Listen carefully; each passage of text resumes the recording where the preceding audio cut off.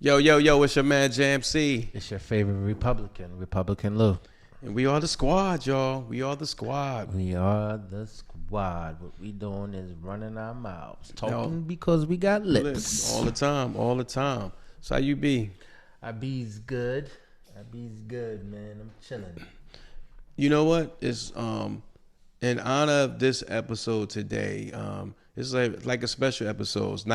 It's really gonna be like sort of like a PSA, really. I don't even think we're gonna draw it out something that's really long, but I think it was a must need because for me, over the we had recent holidays that came and went, and Happy New Year to everybody too. Happy New Year's. And especially in honor of a new year, we don't.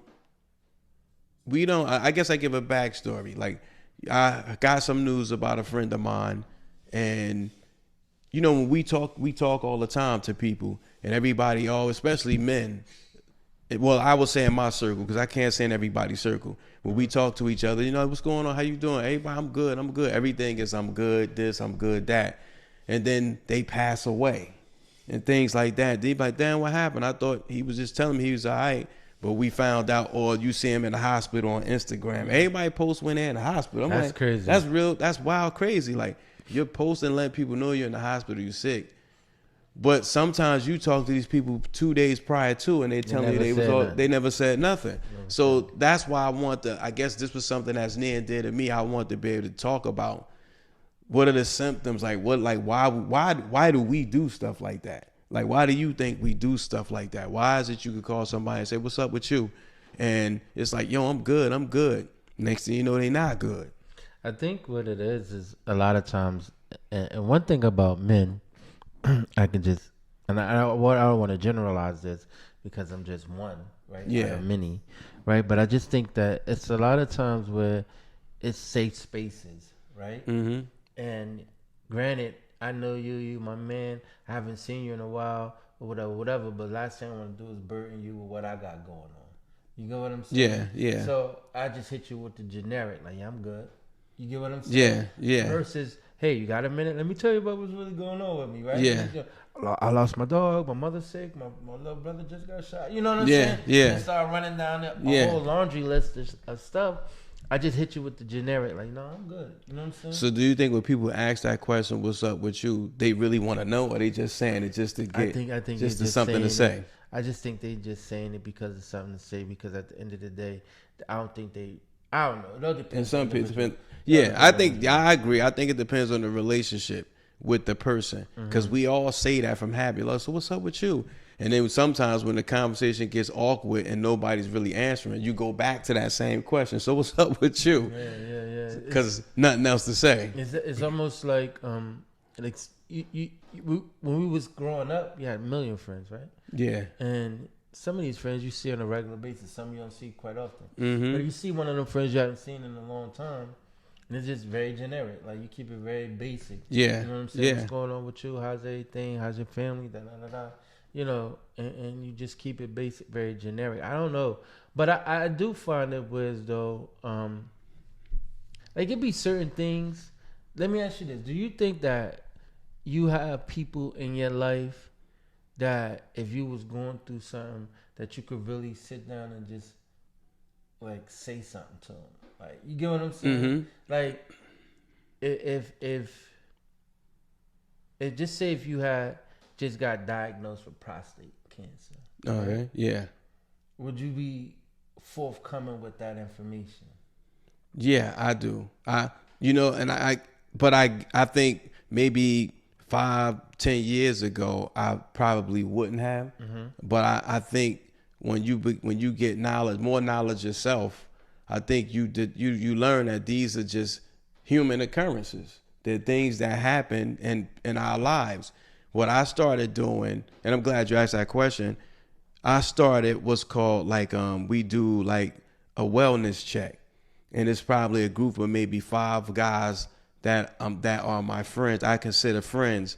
And we check in, and family, we check in once a month where we do like a phone call and we do a wellness check. And that's like mental, financial, and health. You know what I'm saying? Well, how did you go to the doctor? How was the visit? What was said? What's your diet look like? Are you sticking to that diet?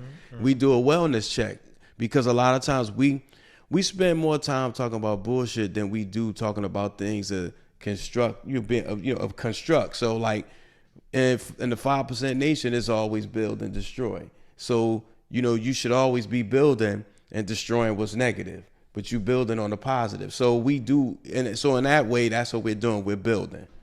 I don't know. I think because it comes with a lot of psychological. Yeah. If you just got diagnosed with something that could be terminally, right? And it could be a lot to internalize as an individual, right? Mm-hmm. And so now it's so much that's playing a factor in this. Like, oh, now I don't want to seem like my burden to this person. Or now I don't want them to feel pity for me or whatever. It's psychologically you're going through a whirlwind of shit, right? Mm-hmm. You automatically like, oh, I'm on my deathbed. This is my deathbed, right? Mm-hmm. It's really not a death sentence. All it is just this is something that you can die from. You Exactly. know what I'm saying? Yes. You just and sometimes some people just shut down just because of that notion. Yeah. Right? As opposed to approaching it in a different light. So then when you come across somebody after getting this information, right? And you run into somebody you ain't seen in a long time, you ain't running it up like, yo, yeah, guess what? I got cancer. Yeah. You know what I'm saying? Yeah. You kind of like, you just falling back, right? Yeah. I think a lot of it could be mental, whereas though you just don't know how to deal with it, so you just kind of sitting on it, and then here we come with this internal.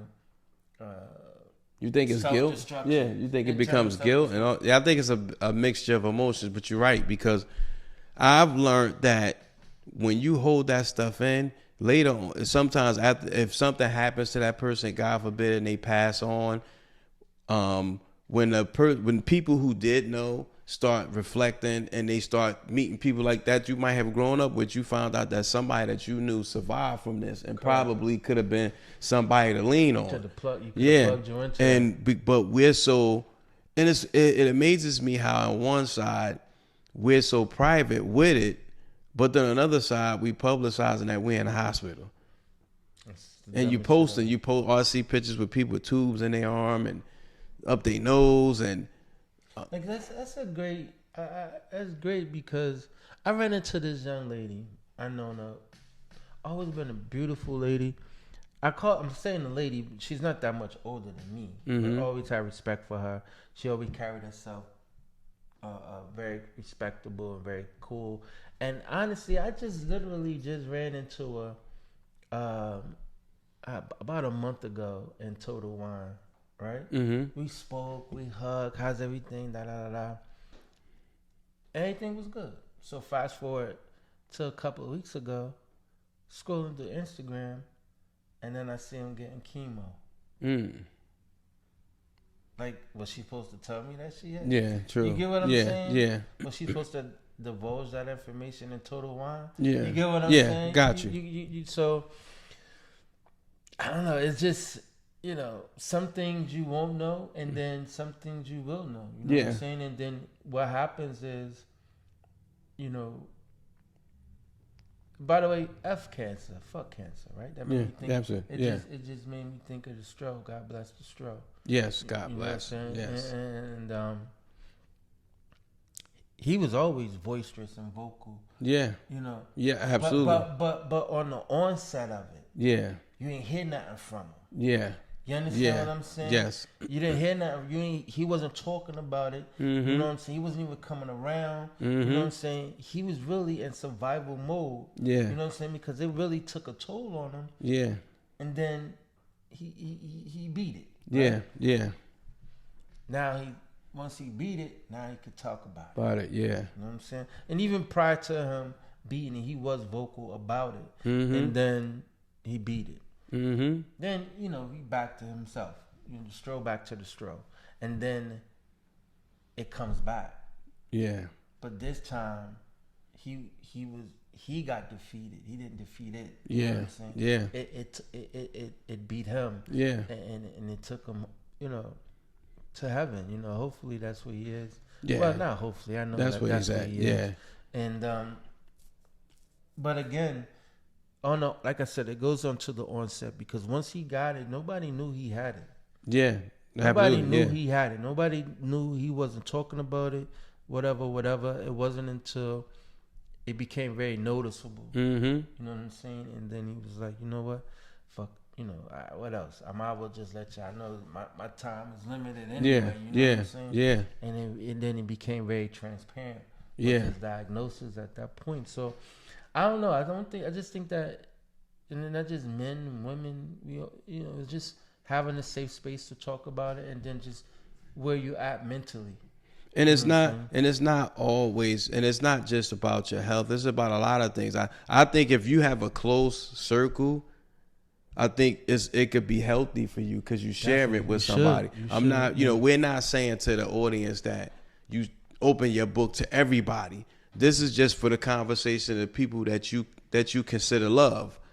But I think that, and that's true, you open it up to the people that's close to you, but then as you become more comfortable with it, yes, you just never know who you may save by telling your story. Absolutely. You understand what I'm saying? Absolutely. So, and again, there's never going to be two things alike, right? Mm-hmm. So just because it happened for you this way, you recovered that way, doesn't mean that the next person is going to recover that way as well. But it would hopefully encourage the next person to let them know that, hey, it's still life after this. You can still move forward. You can still, everything will be fine if you can, mentally will yourself back. You absolutely. Mentally will absolutely. yourself back. Because it's like it's like networking, but you're networking within your circle. Mm-hmm. So like that's your health, your finances, your career, your dreams, your vision, things you might want to do in life. Mm-hmm. You network in the circle that you're in, and hopefully y'all cast that net wider, and you continue the networking process, and that's with all facets of your life.